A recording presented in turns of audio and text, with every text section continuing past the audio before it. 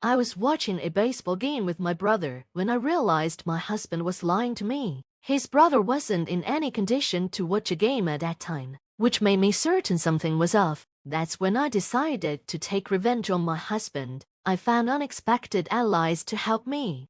My name is Sarah, and I'm 27 years old. After finishing medical school, I became a nurse at a university hospital. Nursing is hard because we deal with people's lives every day. Even though I'm not a doctor, the care and small treatments I give patients come with big responsibilities.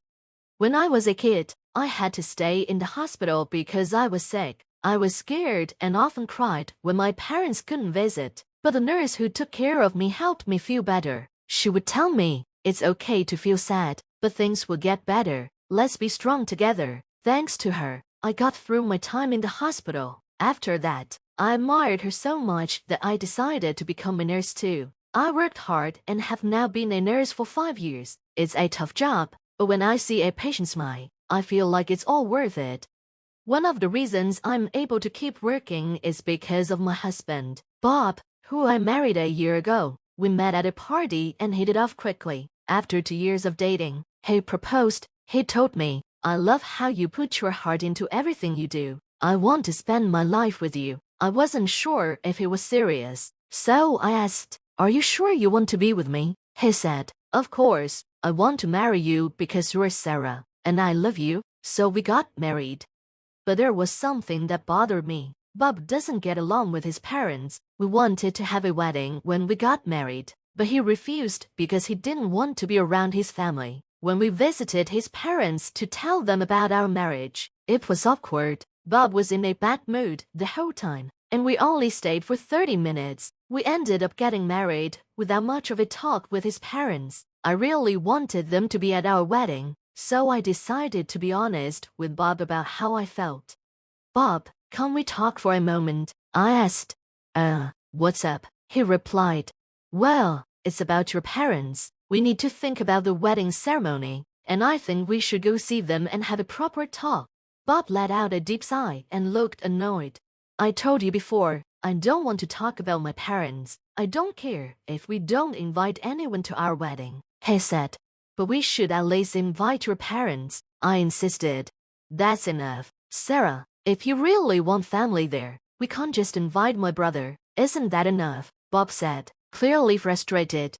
"I'd love to have your brother come, but, Sarah, you're being really persistent. This is about my family, so stop meddling." With another sigh, Bob left the room, leaving me sitting on the couch, staring blankly at the ceiling. I felt so empty. What should I do? It's so sad that we're distant from my in-laws. They're such nice people. I want them to come to the wedding. How can I make Bob understand?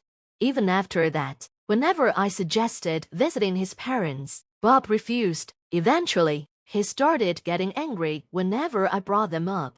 One day, Bob's brother Jake and his wife Emily were coming over to visit us at our apartment. It had been a while since we'd seen them, even though they lived in a nearby city. At around 10 p.m., the buzzer rang. I opened the door and saw Jake and Emily. "Hello, Jake. It's been a while," I greeted him. Jake smiled. "Hey, Sarah. Long time no see. Sorry for showing up unannounced. Hope it's okay." "Not at all. Bob's waiting inside. Please come in," I replied. "Great, thanks. Here we come," Jake said as he and Emily came inside. Emily didn't say much. She just quietly followed Jake. I wished I could get to know her better. As we all had cake together, the atmosphere lightened up, and we began to enjoy ourselves. Since we were going to have lunch, I started preparing the meal. While I was cooking, Jake came into the kitchen. "Sarah, I heard from our parents that you haven't visited since you got married," he said. "Yeah, well, it's Bob, isn't it? He doesn't get along with Dad." "Right, yes, that's right. I really want my in-laws to come to our wedding, but Bob doesn't," I confessed. Jake looked troubled and paused for a moment. "I'm sorry Bob's being so stubborn. I wish I could do something," he said. "Don't worry, you're not causing any trouble," I said. "No, I should apologize for not being able to help. I'll try to talk to Bob about it, maybe indirectly," Jake offered. "Really? That would be a big help. Thank you, I said, feeling relieved. Meanwhile, Bob and Emily were playing mobile games, laughing and enjoying themselves. I couldn't help but feel frustrated with Bob. As Jake and Emily were about to leave, Bob suddenly spoke up in a cheerful voice. Hey, what's up? Did you say something to my brother? Bob asked, his tone sharp. Why do you ask? I replied, taken aback.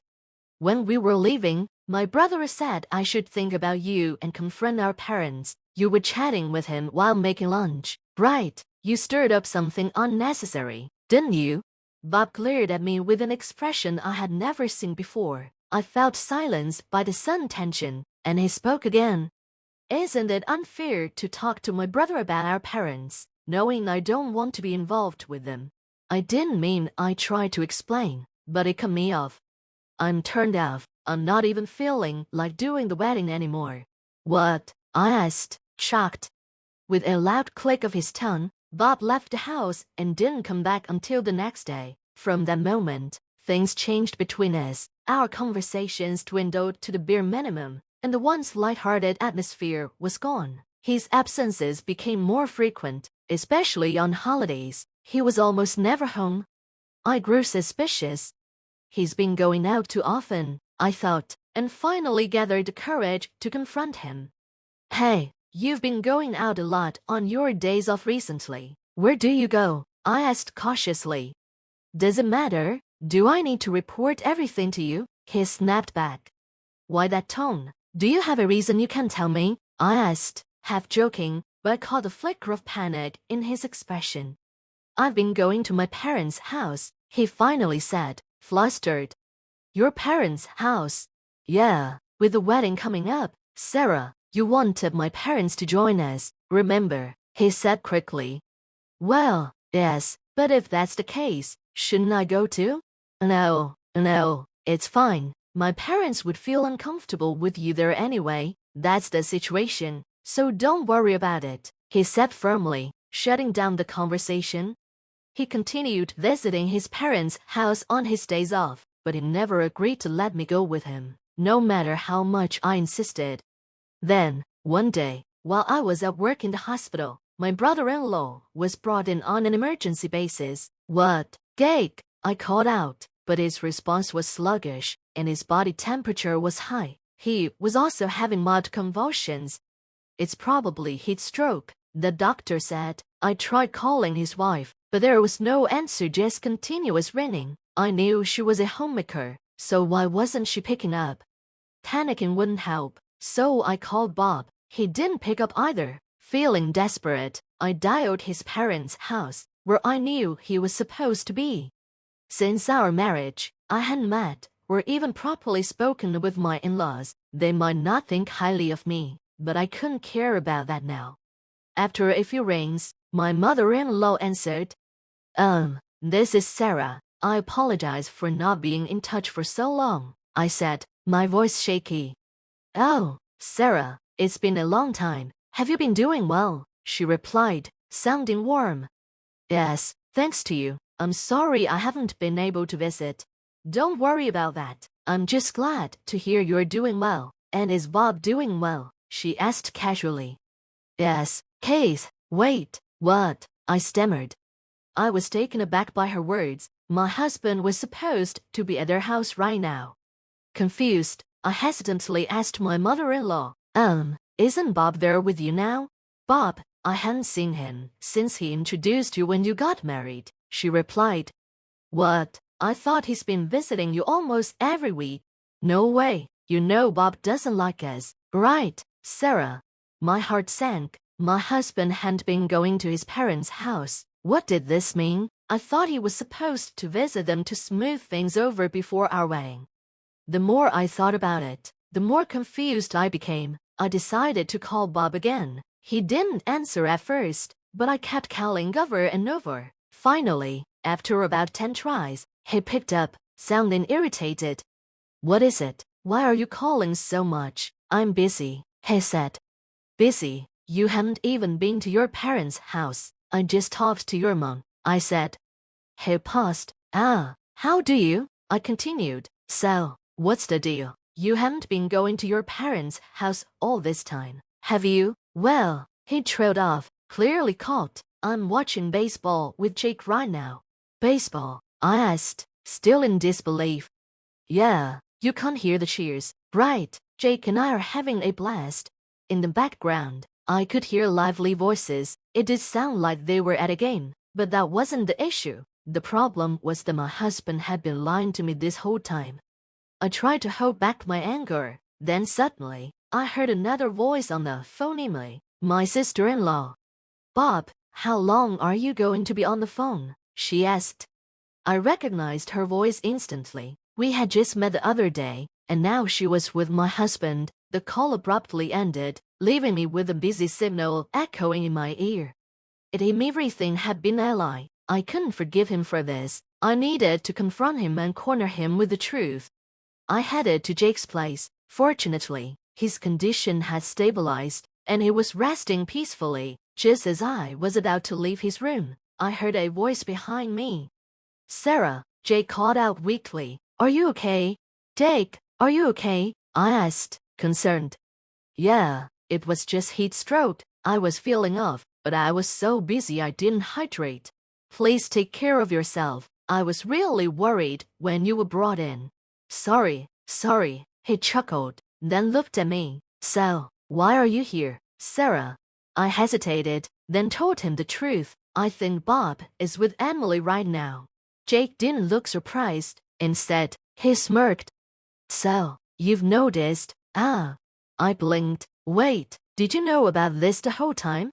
Jake sighed. Yeah, I found out about a month ago. I've been gathering evidence. Don't worry, I have more than enough now.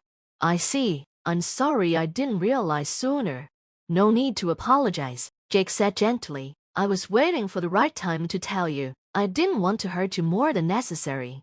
Though Jake tried to smile, there was a loneliness behind it, and at that moment, I felt a deep hatred for the two people who had caused both Jake and me so much pain.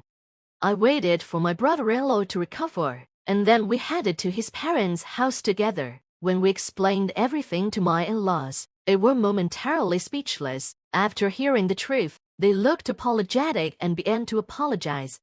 Sarah, we're so sorry about our foolish son having an affair, they said. We never expected this to happen, they added. Please don't apologize. I'm okay, I replied. But, honey, yes, your apologies won't fix this. We truly appreciate it. Instead, I suggested something else. Could you help my brother-in-law and me with a couple of things? From now on, please ignore any calls for help from my husband and my brother-in-law's wife. Also, we want you to accept our divorces wholeheartedly, without hesitation. My in-laws promised to cooperate. After that, my brother-in-law and I called our spouses at the same time. Maybe surprised to get a call from both of us, my husband picked up the phone immediately. Hello, Sarah, what's up? What do you mean, what's up? You're with Emily right now, aren't you? What are you talking about? Why would I be with my brother's wife? I heard Emily's voice in the background during my previous call, and I told him, your brother knows everything, and we have solid evidence of the affair. Despite being caught, my husband tried to deny it, saying it was all a misunderstanding and that he just happened to run into her. I was fed up with his excuses and his self-preservation instinct. Even now, in my anger and feeling completely betrayed, I shouted, "Shut up. Do you really think that kind of excuse will work? You took advantage of my feelings and betrayed me in the worst way possible. I will never forgive you. I'm divorcing you, you scum." Wait, I didn't intend for a divorce, he said.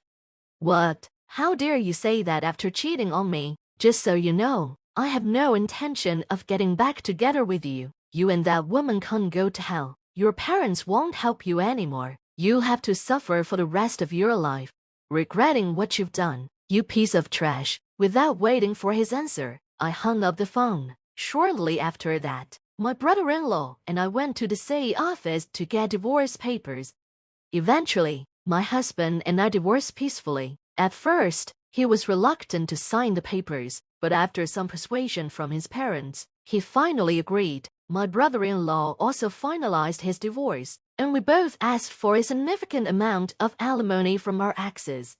I later learned that my ex-husband had been having an affair with my brother-in-law's wife for a long time. They were meeting during lunch breaks and after work, and their affair was revealed at the worst time possible by their co-workers. Because of this, my ex-husband's reputation at work suffered, and he ended up quitting after missing work too many times. My brother-in-law's wife, who was a stay-at-home mom, also had her life turned upside down. She lived with my ex-husband for a while after the divorce, but their financial problems led to more arguments, and they broke up within a few months. She was left struggling to make ends meet.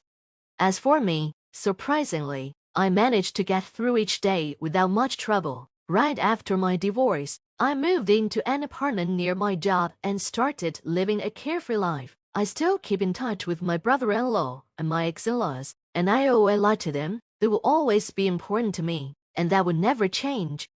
I promise to live in a way that won't bring shame to them. I will show that I can be happy on my own. That's a promise I made to myself.